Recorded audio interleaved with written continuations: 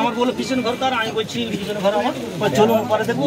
এবারে এসে দেখছে সামনে করে বোম দেয়, বলছে দেখো বোম পাওয়া গেছে, বলছে আমাকে ঠিক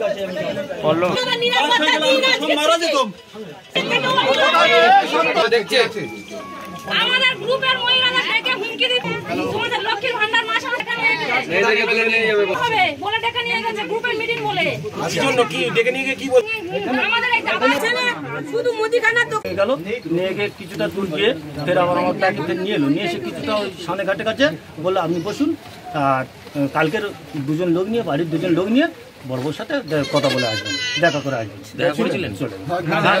হ্যাঁ গিয়েছিলাম, আমরা গিয়েছিলাম। বড়বাবু বলছে, বড়বাবু আমাকে জিজ্ঞেস করলো আমার নাম কি, আমার নাম সঞ্জিত পাই, বাড়ি কালিকাপুর। জিজ্ঞেস করে বলছে আর অন্য কিছু বেশি আর জিজ্ঞাসা করেননি, তা দেখে বলছে যান আপনি যান, চলে যান। আপনার অভিযোগটা কি কারা করেছে কি বলবেন? রাত্রের মধ্যে আবার আমাদের বিরোধী দলেরা করেছে, এটাই আমাদের টিএমসি দলেরা, তাছাড়া তো আর এখানে তো অন্য কোন নেই। নির্বাচনে দাঁড়িয়েছেন কিংবা এখানে নেতৃস্থানীয়, আমরা এখানে আমরা ভোট সাধারণ ভোট, আমরা আমাদেরকে বলছে যে টিএমসি ভোট করতে হবে, আমরা বলছি হুমকি দিচ্ছে। বিজেপি সমর্থক আপনারা? হ্যাঁ হ্যাঁ আমরা বিজেপি সমর্থক, বলছে টিএমসি ভোট করতে হবে, আমরা বলছি না আমরা টিএমসি করবো না, ও আগে করেছি এখন আমরা বিজেপি ছাড়া করবো না। সেই জন্য কি ফাঁসানোর চেষ্টা? সেই জন্য পুলিশের ভূমিকা অত্যন্ত সন্দেহজনক, কারণ পুলিশ বোম উদ্ধার করছে খালি হাতে, যেটা আপনারাই শুনলেন, আপনারাই প্রশ্ন করলেন। তার মানে কি পুলিশ জানে এই বোমে কিছু হওয়ার নেই, শুধুমাত্র এই বেচারাকে ফাঁসানোর জন্য এটা প্ল্যান করে করা, এবং নিয়ম নেই প্রোটোকল অনুসারে ওইভাবে বোম উদ্ধার করার কথাও না, অ্যান্টি বোম স্কোয়াড আসার কথা হিসেবে কাজ করছে। আমরা দরকার পড়লে এসপির সাথে কথা বলবো, নির্বাচন কমিশনকে তো জানাবোই, রাজ্যপালের পিস রুমেও জানাবো, এবং এই বিভৎস যে ঘটনা, মানে একটা প্ল্যানিং, এটা যদি এখানে বাস্ট হয়ে যেত তাহলে এই বাড়িগুলো সব যেত, লোক মারা যেত, মানুষের পাচার হয়।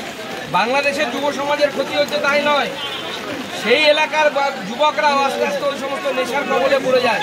গ্রামে গঞ্জে গিয়ে দেখতে পাবেন কিভাবে যুবকরা নেশার দ্বারা আক্রান্ত হচ্ছে। আর কাজ দিতে না পেরে তাদেরকে নেশায় জর্জরিত করে তাদেরকে ভুলিয়ে রাখতে চাইছেন, আর মাটি মানুষের জয়গান করাতে চাইছে।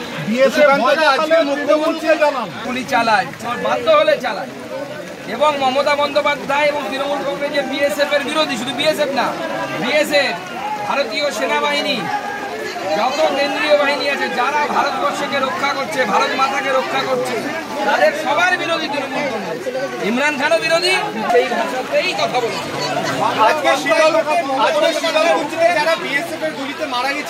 কিছু লোক মারা যায়, আমরা চাই মানুষের না ঘটুক, শুধু রাজনীতি দিচ্ছে। কতদিন চলবে দিদিমণি? মানুষকে কতদিন বোকা বানাবে? মমতা বন্দ্যোপাধ্যায় স্বজন হারাদের পাশে দাঁড়ানোর কথা বলেছেন। ডবল ইঞ্জিন সরকার দুটো হয়ে যাবে, একটা ইঞ্জিন পঞ্চায়েতে পুরো হবে আর একটা ইঞ্জিন লোকসভায় পুরো হবে। তিনি বলেছেন, পাশাপাশি বলেছেন যে বিজেপি সিপিএম কংগ্রেসের মহাজোট ভেঙে দেবে। উনি গিয়ে মিটিং করছেন পাটনাতে সিপিএম এর সাথে আর কংগ্রেসের সাথে, আর মহাজোট বলছেন আমাদেরকে আমাদের সাথে মহাজোট আছে। আরে ক্যামেরা তো মিথ্যে কথা বলে না। সীতারাম নিয়ে যদি কি জিজ্ঞেস করছিলেন মুখ্যমন্ত্রী, বলুন। মুখ্যমন্ত্রী এ জীবনে প্রধানমন্ত্রী হওয়া হবে না, ওনার ভাইপোরা মুখ্যমন্ত্রী হওয়া হবে না, বিজেপি আসতে।